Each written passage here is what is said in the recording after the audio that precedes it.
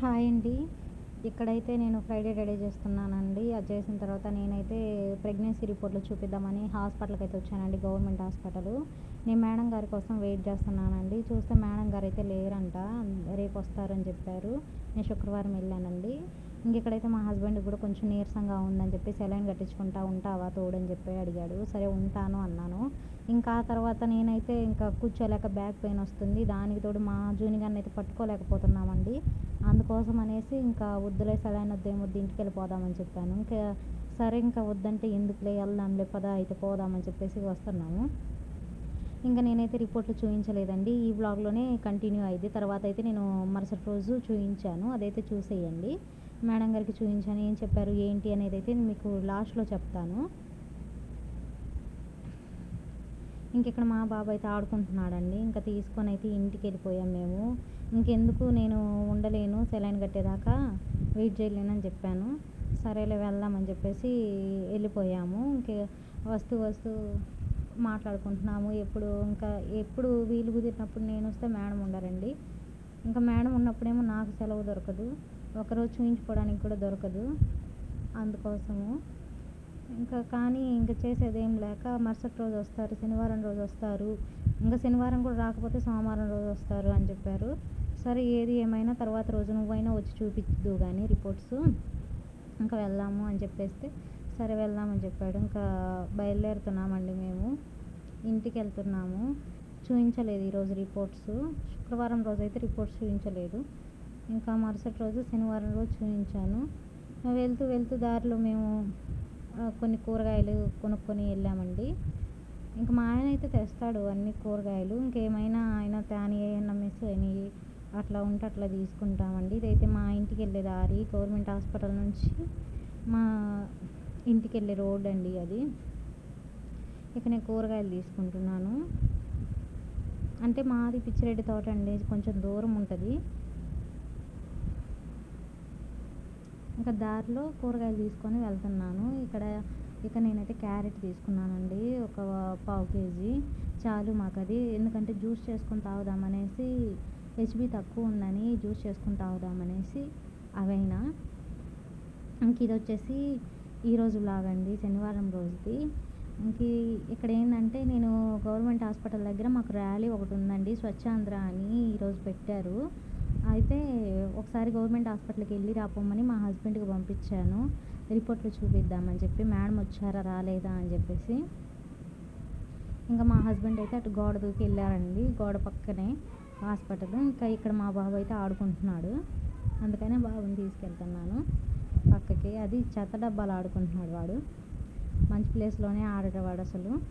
ఇక్కడైతే మేమైతే వెయిట్ చేస్తున్నాం. ర్యాలీకి ఇంకా చాలామంది రావాలి.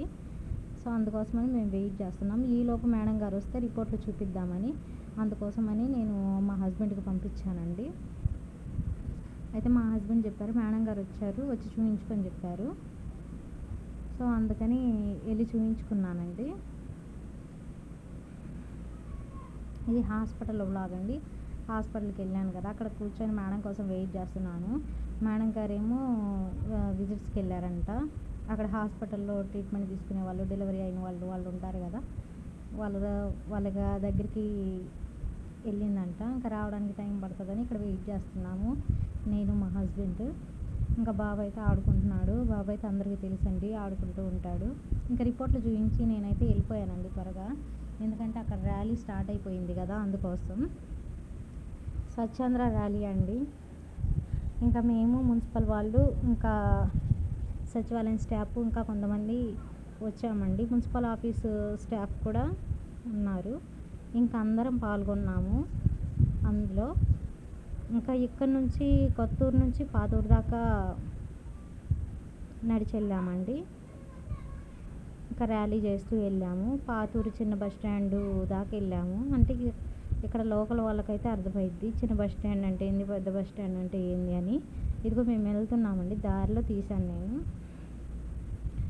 అక్కడ నుంచి కొంచెం దగ్గరేనండి. అక్కడికి వెళ్ళాక ర్యాలీ మళ్ళీ రౌండప్ చేసుకొని మళ్ళీ కొంచెం మీటింగ్ అయితే పెట్టారు. కొంత మీటింగ్ రౌండప్ చేయమన్నారు. రౌండప్ చేసాము. ఇక్కడైతే ర్యాలీలో మేము కూడా పాల్గొన్నాం కదండి.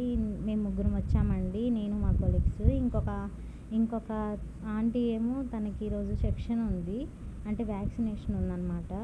పిల్లలకి ఇంజెక్షన్స్ ఉంటాయి కదా, మీరు కూడా వేయించుంటారు. ఇంకా తనది డ్యూటీ, అందుకోసం మేము ముగ్గురం అయితే వచ్చామండి. మామూలుగా అయితే మేము నలుగురం వచ్చేవాళ్ళం, మేము నలుగురం పాల్గొన్నాం అక్కడ. ఓకే, పర్వాలేదండి, త్వరగానే చేశారు, ర్యాలీ త్వరగానే ముగించారు. ఇదైతే రిటర్న్ అవుతున్నామండి, మేము రిటర్న్లో నడిచి వెళ్తున్నాము. ఇంకా రిపోర్ట్స్ గురించి అయితే చెప్తానని చెప్పాను కదండి మీకు. చాలా షాకింగ్ విషయం అయితే చెప్పారండి. ఏంటంటే హార్ట్లో హోల్ ఉందని చెప్పారండి. అసలు నాకేం అర్థం కావట్లేదు, అది ఏం చేయాలో ఏందని కూడా అర్థం కావట్లేదు. ఇంకా మేడం చెప్పారు, ఇప్పుడు ఏమీ చేయడానికి లేదమ్మా, 6వ నెల బడి సగం జరిగిపోయింది, ఇంకా కడుపులో ట్రీట్మెంట్ ఇవ్వడానికి కూడా లేదు, బేబీని కన్నా తర్వాతే ట్రీట్మెంటు ఏదైనా అని చెప్పారు. అందుకోసమే అసలు చాలా బాధ అనిపిస్తుందండి నాకైతే. ఏం చేస్తాము అసలు, ఏదైనా 3వ నెల 2వ నెలలో తెలిస్తే బాగుండు. నేను ఎన్టీ స్కాన్ కూడా తీపించుకున్నానండి, దాంట్లో అంతా నార్మలే వచ్చింది. ఈ తిఫా స్కాన్లో ఇట్లా వచ్చింది. నాకు అసలు ఏం చేయాలో అర్థం కావటం లేదు. మీకేమైనా కొంచెం సలహా తెలిస్తే చెప్పండి ఫ్రెండ్స్, నాకైతే చాలా బాధ అనిపిస్తుంది. ఇంక ఇట్లాంటి సమస్యలు మనకే రావాలా అన్నీ అనిపిస్తుంది. మీకు తోచిన సలహా చెప్పండి ఫ్రెండ్స్.